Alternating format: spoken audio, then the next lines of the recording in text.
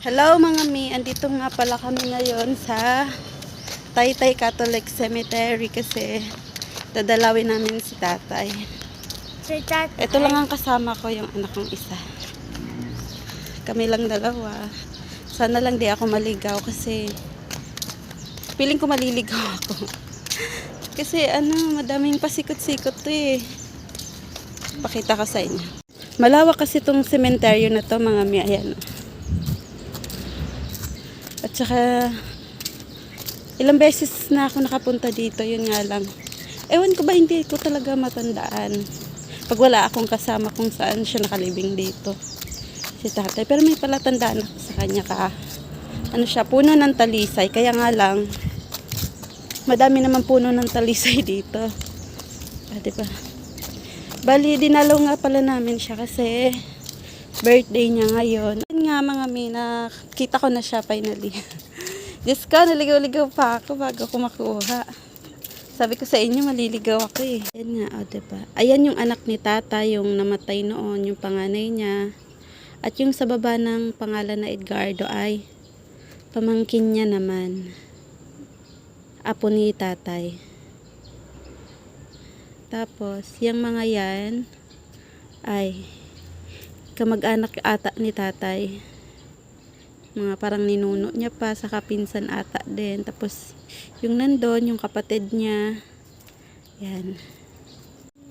Alam nyo mga may pag pumupunta ako dito, nalulungkot ako na nagigilty din kasi pansin nyo ba? Ayan. Pansin nyo ba? Siya lang ang walang lapida dito. O diba? Ang tatay kasi hindi naman na siya iba sa akin. Nataon lang din talaga na walang wala kami. Ayan. O diba? Sabi ko nga sa asawa ko pag nagkapera kami ngayong taon sana magawa namin palapidahan ang tatay. Siya lang kasi ang walang lapida dito talaga. Ayan oh.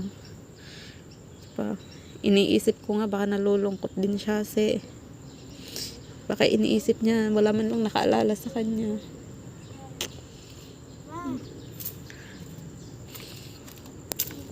Ayan mga may magsindi tayo ng kandila. Ito nga lang pala ang dala kong kandila. Birthday kasi ng biyanan ko ngayon ng tatay kaya ayan isipan ko siyang dalawin.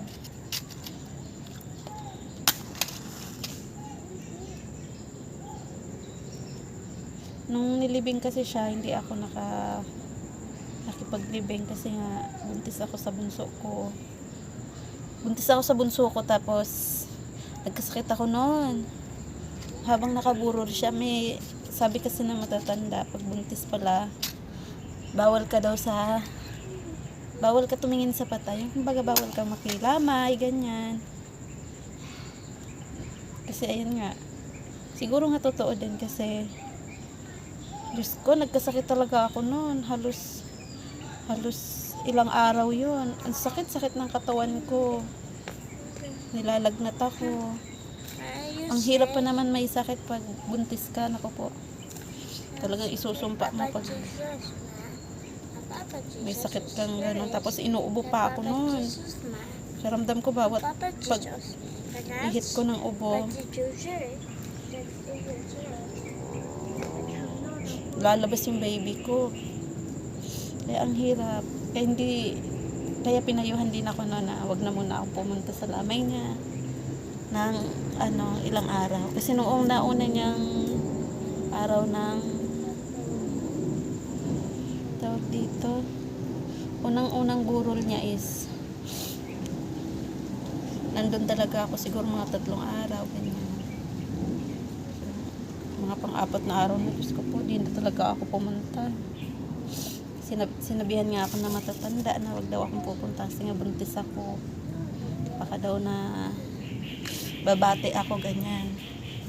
Hi tatay, happy birthday. Sana masaya ka na kung nasaan ka man. Yun lang at sana kasama mo na si nanay.